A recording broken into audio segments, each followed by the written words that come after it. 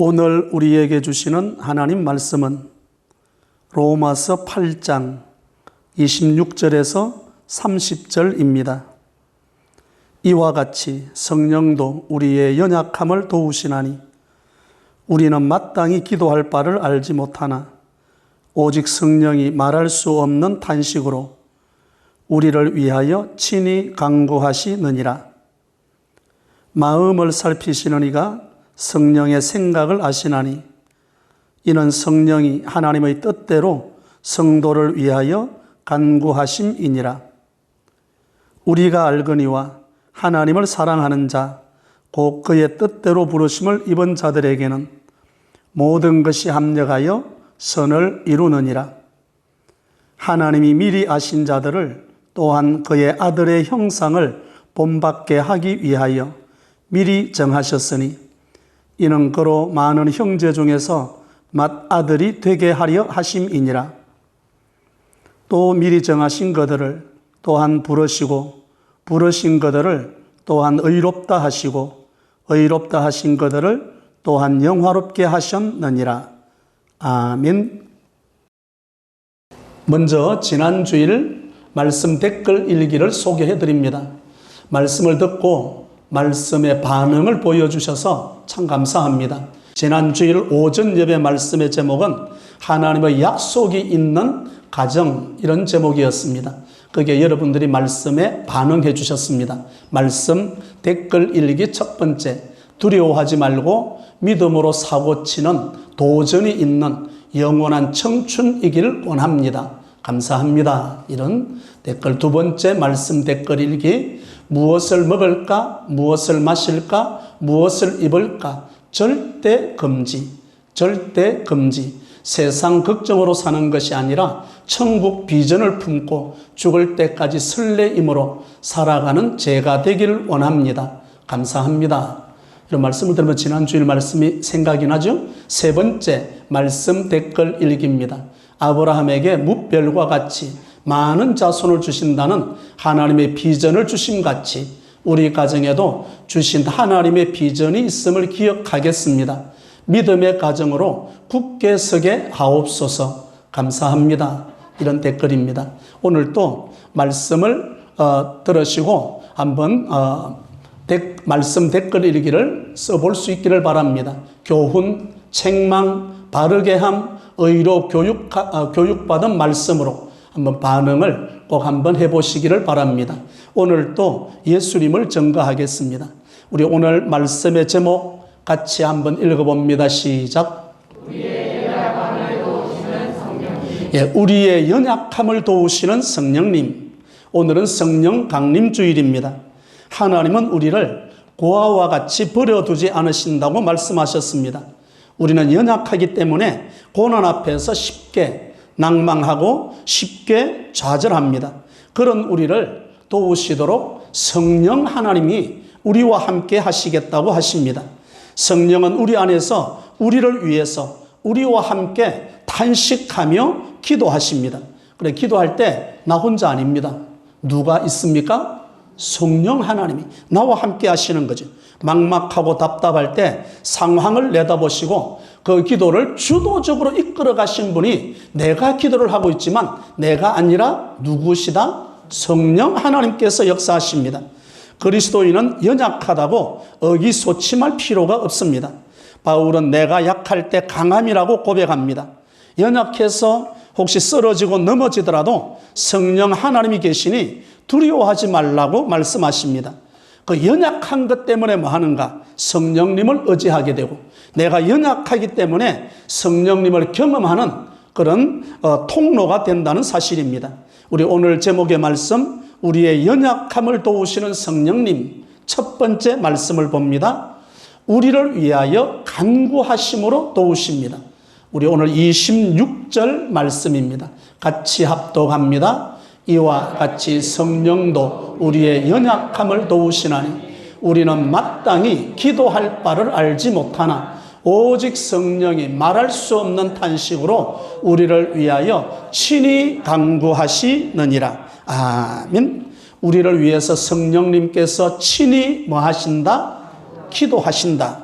우리는 기도의 필요성, 기도의 중요성을 인식하고 있지만 당연히 구해야 될 기도를 잘 하지 않습니다. 왜 그런가 하면 기도하지 못하는 부분을 성령께서 도우신다고 말씀하시는데 우리는 기도가 쉬워요? 어려워요? 쉬워요. 쉬운데 안 해요. 기도가 쉬운데 안 한다니. 얼마나 쉬운가. 이런 모세가 손을 들고 기도하면 아말렉이 이깁니까? 이스라엘이 이겼습니까? 이스라엘이. 몸만 들면 그렇게 쉬운 걸. 그렇게 쉬운 걸. 왜 안 들어? 예, 그리고 또 모세가 팔이 아파서 손이 내려왔잖아요. 아론과 훌 옆에서 팔을 받쳐줬잖아요.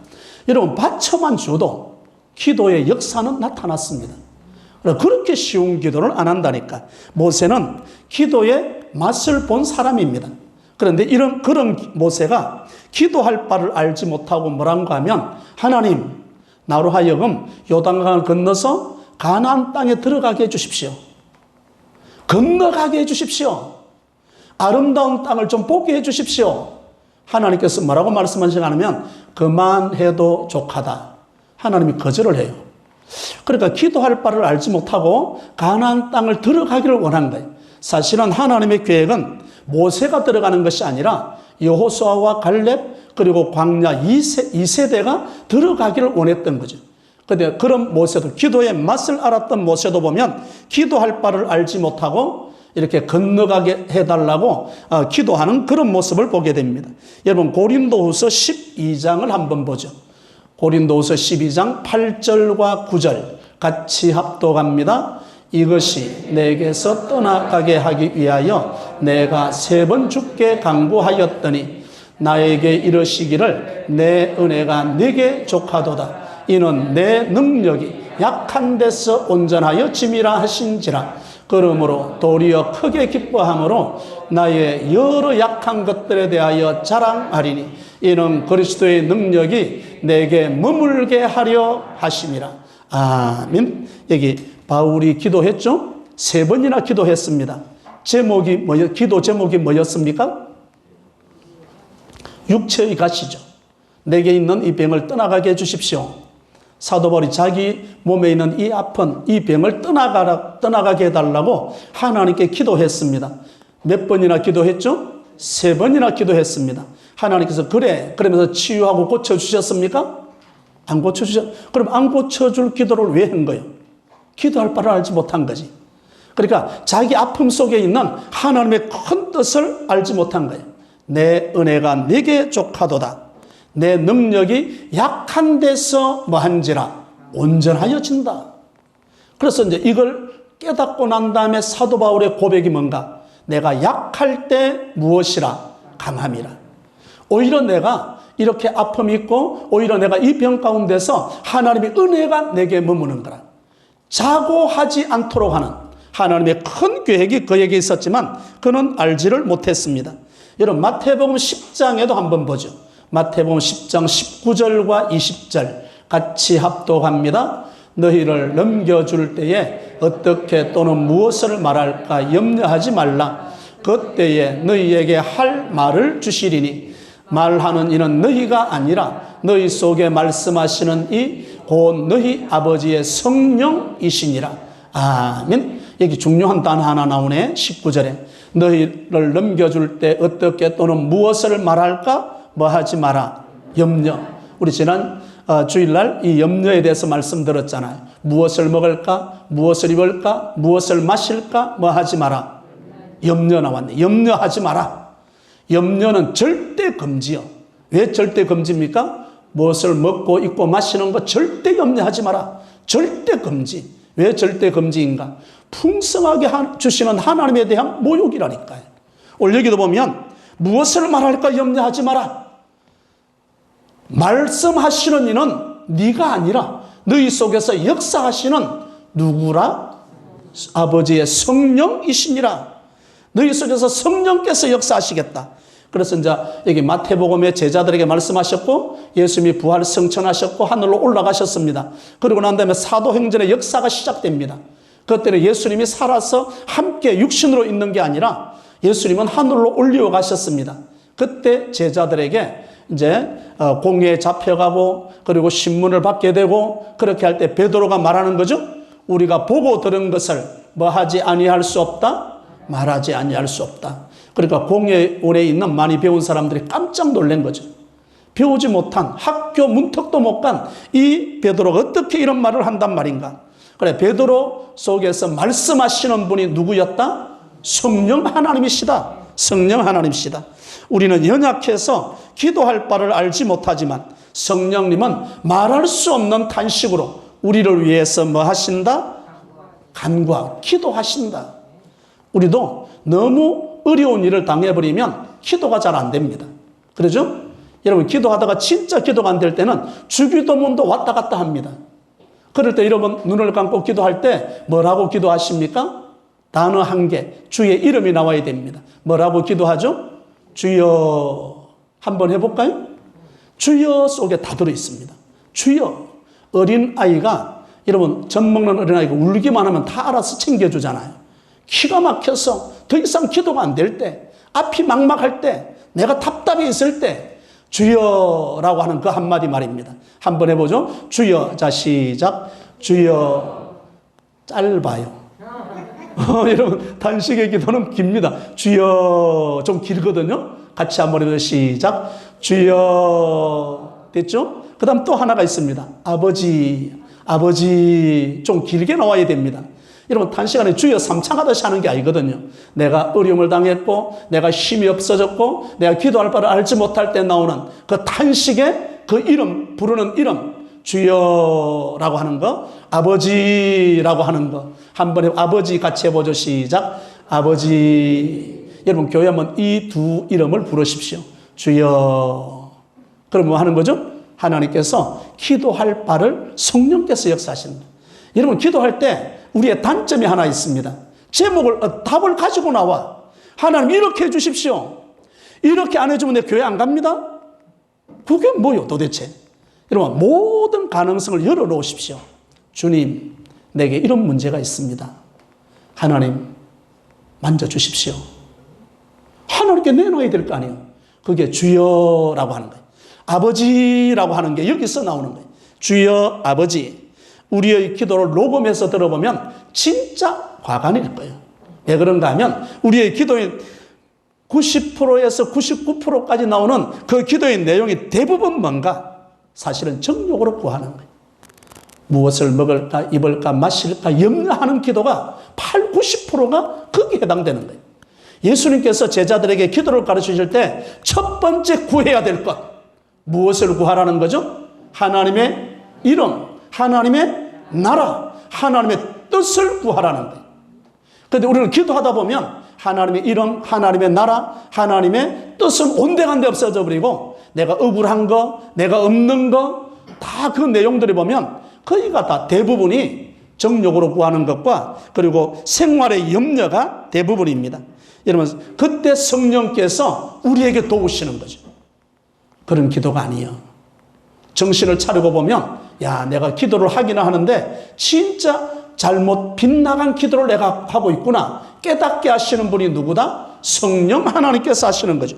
성령님을 받았다고 해서 갑자기 하루아침에 달라지는 것 아닙니다. 하나님과 나 사이에 성령님이 역사하셔서 인격적인 관계를 맺어갑니다. 이 인격적인 관계가 없었던 애굽 왕의 바로를 보십시오. 모세가 가서 하나님 말씀을 선포하고 있죠. 그런데도 바로 왕은 마음이 강팍해집니다. 왜 그런 거죠? 성령님이 역사하지 않은 거죠. 그래서 우리에게는 오늘 또 우리에게 성령님께서 도우시는 거죠. 우리의 마음이 강팍하지 아니하도록 하나님의 은혜가 흐를 수 있도록 하나님은 탄식하면서 성령님께서 우리를 도우시는 것입니다. 그래서 우리의 연약함을 도우시는 성령님은 첫 번째로 우리의 무엇을 도우신다? 기도를 도우신다. 두 번째로 우리의 연약함을 도우시는 성령님은 두 번째 모든 것이 합력하여 선을 이루게 하심으로 도우십니다. 28절을 보겠습니다. 28절 같이 합독합니다. 우리가 알거니와 하나님을 사랑하는 자 곧 그의 뜻대로 부르심을 입은 자들에게는 모든 것이 합력하여 선을 이루느니라. 아멘. 28절의 키워드가 여기 곧 그의 뜻대로 무엇을 받은 자들에게는 부르심을, 하나님이 저와 여러분을 뭐 했다는 거죠? 부르셨습니다. 불러주신 거죠. 하나님께서 나를 불렀기 때문에 내가 하나님을 사랑하는 것입니다. 내가 스스로 하나님을 사랑할 수 없는 사람입니다. 우리는 죄 짓는 중에 죄 때문에 몸부림치면서 주님의 십자가의 사랑을 배우게 되었고 하나님의 사랑을 배우게 되었습니다. 성령님이 우리 가운데 오셔서 어떻게 역사하는가? 합력하여 선을 이루는 삶을 살도록 역사하십니다. 그분이 성령님입니다. 우리에게 어떤 실패, 어떤 좌절, 어떤 어려움이 있더라도 성령께서 뭐 하시기 때문에, 도와주시기 때문에, 성령님이 도우시면 놀라운 역사가 우리 가운데 일어나게 됩니다. 그러니까 중요한 것은 성령님을 내 마음에 모시고 사는 거죠. 성령님이 내 마음에, 그러면 성령님이 내 마음에 오셨는가 안 오셨는가, 성령님이 내 마음 가운데 임하셨는가 안 임하셨는가, 뭐 늘 다녀도 그게 그런 것 같고 아니, 오늘 확인해야 됩니다. 하나님이 우리 마음 가운데 임하시면 가장 큰 증거가 뭔가? 하나님을 사랑하는 마음이 생긴 거예요. 하나님을 사랑하는, 요한복음 14장 21절 말씀 같이 합독합니다. 나의 계명을 지키는 자라야 나를 사랑하는 자니 나를 사랑하는 자는 내 아버지께 사랑을 받을 것이요 나도 그를 사랑하여 그에게 나를 나타내리라. 아멘. 성령님이 임하시면 하나님을 뭐 하게 된다? 사랑하게 된다. 그 사랑하게 된 앞에 세 글자 단어가 중요합니다. 저절로. 세 글자가 많습니까? 그러면 두 글자로 줄입니다. 절로. 뭐 하게 된다? 사랑하게. 절로. 여러분, 가지가 포도나무에 붙어 있으면 열매를 어떻게 맺는다? 절로. 여러분, 성령이 우리 가운데 임하시면 절로. 여러분, 주일날 되니까 여러분 오전 10시 50분 예배 여러분들이 절로 교회로 발걸음이 오고 있죠? 하나님이 성령이 우리 가운데 임하신 증거입니다. 절로, 저절로 말씀을 지키려고 몸부림치고 말씀 앞에 반응하려고 노력을 하게 되고, 누가 지금 도우고 계시는 거죠? 성령 하나님이 도우고 계시는 거죠. 해바라기는 해 쪽으로 저절로 고개가 돌아갑니다. 저절로 돌아가는 거죠. 저절로, 절로. 어떤 분이 내가 술하고 담배 끊고 난 다음에 교회 갈게요. 그 사람은 못 나옵니다. 왜 못 나오는가? 먼저 교회 오십시오. 오면 제가 담배불 댕겨줄 수도 있습니다. 제가 술 한 잔 따라줄 수도 있습니다. 그럴 수 있죠. 안 믿는 사람에게는. 초신자인데. 여러분에게 따라주면 이게 보통 문제가 아니지. 우리 방갈로 담배하는 금연구역으로 만들 수도 있습니다. 처음 온 사람이 안 되니까. 그런데 성령님하고 내가 믿음 생활 잘하게 되면 그 담배와 술은 어떻게 끊어지고? 절로. 그게 성령의 역사예요. 억지로 되는 것은 하나도 없습니다. 절로 되는 거죠. 요한복음 21장 17절입니다. 베드로 보십시오. 같이 합독합니다. 세 번째 이르시되 요한의 아들 시몬아 네가 나를 사랑하느냐 하시니 주께서 세 번째 네가 나를 사랑하느냐 하심으로 베드로가 근심하여 이르되 주님 모든 것을 아시오매 내가 주님을 사랑하는 줄을 주께서 아시나이다. 이러시되 내 양을 먹이라. 아멘. 예수님께서 베드로에게 물었습니다. 갈릴리 바닷가에서 네가 나를 뭐 하느냐? 그러니까 성령이 임하신 증거는 하나님 사랑이라니까요. 그래서 이걸 확인하는 거예요. 네가 나를 사랑하느냐? 그때 베드로는 예수님을 세 번이나 모른다고 부인하고 저주했잖아요. 그런데 베드로의 입에서 나오는 말의 고백을 들어보십시오. 내가 주님을 사랑하는 줄 주께서 아십니다. 면목이 없죠. 어떻게 내가 그럼에도 불구하고 아직도 자기 마음에는 하나님을 사랑하는 마음이 있다 없다? 있는 거예요. 내 마음에는 주님을 사랑하는데 겉으로 드러난 모습은 세 번이나 예수님을 부인했으니 내가 어떻게 사랑한다고 말할 수 있겠는가? 그럼에도 불구하고 세 번이나 주님을 모른다고 부인했음에도 불구하고 베드로 자신의 마음에는 아직도 하나님을 뭐하고 있다? 사랑하고 있다. 이 고백을 하는 거죠.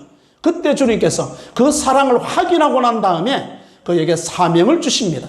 내 양을 뭐 해라? 먹이라 말씀하시는 거죠. 오늘 우리에게도 주님께서 네가 나를 사랑하느냐 라고 물으시면 베드로의 고백이 있어지기를 바랍니다. 베드로가 뭐라고 고백했습니까? 내가 주님을 사랑하는 줄을 주께서 아십니다. 좀 깁니까? 그래도 한번 해볼까요? 한번 해볼게요. 내가 주님을 사랑하는 줄을 주님께서 아십니다. 같이 시작. 내가 주님을 사랑하는 줄을 주께서 아십니다. 아멘. 주께서 아십니다. 내가 사랑하는 이 마음, 우리 안에 하나님을 사랑하는 마음이 계자씨만한 믿음이 있다면 성령의 역사입니다. 계자씨 잘 모릅니까? 깨로 이야기하죠. 깨. 너무너무 작은, 깨보다 더 작은 거예요. 그러니까 하나님을 사랑하는 마음이 우리 마음 가운데 깨 같은 마음이 있다면, 하나님을 사랑하는 마음이 있다면 이것은 누구의 역사? 성령님의 역사입니다. 구원받지 못한 사람은 이런 하나님의 사랑의 마음이 결코 있을 수가 없기 때문에 그렇습니다. 우리가 성령님을 얼마나 무시하고 얼마나 예면하고 얼마나 믿지 않고 살아왔는지 모릅니다. 그럼에도 불구하고 성령 하나님은 우리를 떠나지 않으시고 여전히 우리 안에 계시고 우리 안에 계신 성령님을 주목해 볼 수 있기를 바랍니다. 그 성령 하나님은 우리의 연약함을 도우시려고 오늘도 우리와 함께 하시기를 원하십니다. 이제부터는 나와 함께 하신 성령 역사하심에 반응을 할 수 있는 저와 여러분이 될 수 있기를 바랍니다. 우리의 연약함을 도우시는 성령님은 첫째, 우리를 위해서 강구하심으로 도우시고요. 두 번째로는 합력하여 선을 이루심으로 도우시고, 세 번째, 우리의 연약함을 도우시는 성령님은 아들의 형상을 본받게 하심으로 도우십니다. 29절과 30절입니다. 같이 합독합니다. 하나님이 미리 아신 자들을 또한 그 아들의 형상을 본받게 하기 위하여 미리 정하셨으니 이는 그로 많은 형제 중에서 맏아들이 되게 하려 하심이니라.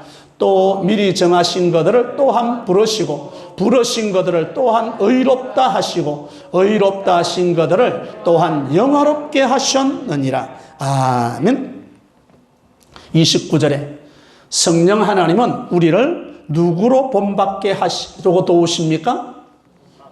하나님이 미리 아신 자들을 또한 누구의 형상을 본받게 하기 위하여?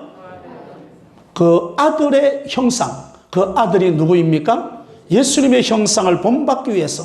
우리 빌립보서 강의에 갈 때 너희는 이 마음을 품어라. 곧 누구의 마음이니?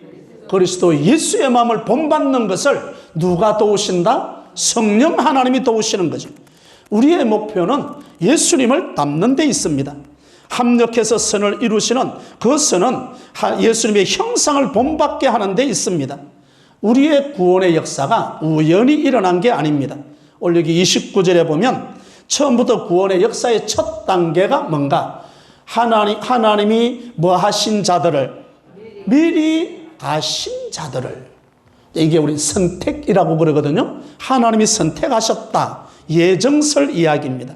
예정하셨다. 선택하셨다. 그 예정설의 첫 출발은 하나님이 세상을 만들기 전부터 우리에 관한 모든 것을 다 알고 계셨습니다. 그래서 십자가의 구원의 역사의 청사진을 하나님이 만들어 놓으신 거죠. 이렇게 해서 예정하신 목적이 뭔가? 우리로 하여금 예수님의 형상을 뭐 하기 위해서? 본받게 하기 위해서. 원래 우리는 하나님의 형상으로 지음받았지만 에덴 동산에서 하나님 앞에 범죄함으로 그 형상을 잃어버렸습니다. 그 형상을 회복하는 길이 베드로후서 1장에 나옵니다. 베드로후서 1장 4절에서 7절, 좀 길지만 같이 한번 읽어봅니다. 같이 시작. 이로써 그 보배롭고 지극히 큰 약속을 우리에게 주사 이 약속으로 말미암아 너희가 정욕 때문에 세상에서 썩어질 것을 피하여 신성한 성품에 참여하는 자가 되게 하려 하셨느니라. 그러므로 너희가 더욱 힘써 너희 믿음의 덕의 지식을, 지식의 절제를, 절제의 인내를, 인내의 경건을, 경건의 형제 우애를, 형제 우애의 사랑을 더하라. 아멘. 여기 예수님 안에 머물기만 하면 아까 절로 열매를 맺은 같이 예수님 안에 머물기만 하면 성령께서 역사하셔서 우리가 회복될 수 있는데, 4절에 그 말씀이 나왔죠? 4절에 이로써 그 보배롭고 지극히 큰 약속을 우리에게 주사 그 약속으로 말미암아 너희가 정욕 때문에 세상에 썩어질 것을 피하여 어떤 성품에 참여하는 신성한 성품에 참여하는 신성한 성품이 우리 마음에서 드러나기를 원하셨습니다. 성도는 하나님이 주신 믿음 위에 신성한 성품으로 나아가야 되는 거죠. 신성한 성품을 이루기 위해서 성령 하나님께서 도우십니다. 5절을 한번 봅니다. 그러므로 너희가 더욱 힘써 너희 믿음의 무엇을? 덕의 무엇을? 지식의 무엇을? 절제의 무엇을? 인내의 무엇을? 경건의 무엇을? 형제우애의 마지막 단계 어디까지 무엇을 더해야 한다? 형제우애의 사랑을 더하라. 노력하고 넉넉히 더하려는 헌신과 노력을 기울여야 됩니다. 그러면 어떻게 되는가? 에베소서 4장 15절입니다. 에베소서 4장 15절 같이 합독합니다. 오직 사랑 안에서 참된 것을 하여 범사에 그에게까지 자랄지라. 그는 머리니 곧 그리스도라. 아멘. 그 안에서 신성한 성품에 참여하게 되는데, 오직 사랑 안에서 참된 것을 하여 범사에 그에게까지 뭐 할지라? 자랍니다. 우리의 믿음이 자라야 됩니다. 우리의 믿음이 자라야 되죠. 여러분, 나무는 바람이 와서 그 나무를 흔들어 놓으면 뿌리가 어떻게 되죠? 더 깊이 내려갑니다. 그리고 태풍이, 우리 여기 포구나무 한 개 옆으로 조금 넘어갔거든요. 뿌리가 덜 내렸을 때 워낙 큰 센 태풍이 와가지고 밀어붙여서 그렇습니다. 약간, 지금 바로 소리가 안 되잖아요. 이제 뿌리가 딱 틀을 잡아버린 거예요. 이제는 어지간한 태풍이 와도 넘어지지 않습니다. 이런 비바람이 불고 그 비바람이 흔들면 흔들수록 나무는 더 깊은 데 뿌리를 내리게 됩니다. 우리의 믿음도 자랍니다. 믿음이 어떤 바람이 불어오면 자랄까요? 고난의 바람입니다. 고난의 바람이 불어오면 우리의 믿음이 자라기 시작합니다. 근데 고난의 바람 속에서 넘어지는 사람이 있고, 고난의 바람에서 깊이 뿌리를 내리는 사람이 있습니다. 지금 우리 시대에 큰 바람이 불어왔잖아요. 코로나의 바람으로 믿음이 더욱 성숙되는 사람이 있고, 코로나의 바람으로 그냥 나가 떨어지는 거죠. 회복할 수 없는 수준으로 떨어집니다. 우리 교회, 간폭교회는 코로나 덕분에 믿음의 뿌리를 더 깊이 내릴 수 있기를 바랍니다. 성가대가 안 되는 전체 찬양을 하잖아요. 각계 찬양으로 하나님 앞에 나가는 거죠. 구역 점수 200점에서 몇 점으로? 1000점으로 획기적으로 바꿔져 버립니다. 고난이 오면 올수록 믿음의 걸음을 한 걸음 앞으로 내디뎌야 됩니다. 그래야만이 역사가 이루어집니다. 실패 속에도 믿음이 자라고, 성공해도 믿음이 자라고, 칭찬을 들어도 자라고, 모욕을 당해도 믿음은 자라게 됩니다. 그리스도인에게 그리스도의 기쁨이라고 하는 것은 우리의 믿음이 자라기 위한, 예수님의 형상을 닮아가기 위한 도구일 뿐입니다. 그리스도를 닮는 가정이라고 여기면 어떤 일에도 우리의 삶의 모습, 믿음의 모습은 흐트러지지 않습니다. 중심을 똑바로 잡을 수 있는 거죠. 태풍이 불면 불수록 햇볕 속에서, 여러분, 태양과 바람과 해가 내기를 하잖아요. 저 사람 옷을 어떻게 벗길 건가? 외투를 벗길 건가? 그런데 태풍이 불면 불수록 옷을 여미잖아요. 우리도 고난이 오면 올수록 믿음의 단도리를 해야 됩니다. 그래서 믿음이 점점 자라야 되는 거죠. 아까 에베소서 4장 15절에도 믿음이 자란다라고 말씀합니다. 우리의 믿음이 자라야 되는 거죠. 그러니까 이 믿음이 있으면 무슨 일을 만나도 요동하지 않고 감사하며 구원을 완성해 가는 것입니다. 우리 하박국서 말씀 들었죠? 못하며, 그 다음에 없으며 뭐 할지라도. 뭐가 있습니까? 하나님이 계시죠. 하나님이 역사하시는 거죠. 오늘 성령 강조, 성령 하나님이 우리와 역사하시는 거예요. 아무리 없을지라도 성령 하나님 의지해서 구원의 완성을 향해서 나아가는 저와 여러분이 될 수 있기를 바랍니다. 오늘 말씀의 제목이 무엇이었습니까? 우리의 연약함을 도우시는 성령님. 첫째, 우리를 위하여 간구하심으로, 말할 수 없는 탄식으로 성령님이 우리를 위하여 기도할 때 주여 아버지라고 부르짖을 수 있는 저와 여러분이 될 수 있기를 바랍니다. 둘째, 모든 것이 합력하여 선을 이루게 하심으로 성령 하나님이 도우십니다. 내가 주님을 사랑하는 줄을 주께서 아십니다라고 성령님 의지하여 늘 고백하며 살겠습니다. 셋째, 하나님의 형상을 본받게 하심으로 우리를 도우십니다. 우리로 하여금 하나님의 아들의 형상을 본받게 하시는 성령님 의지하여 기뻐할 때나 고난당할 때나 여전히 감사하며 구원의 완성을 향해서 나갈 수 있는 저와 여러분이 되시기를 주님의 이름으로 축원합니다.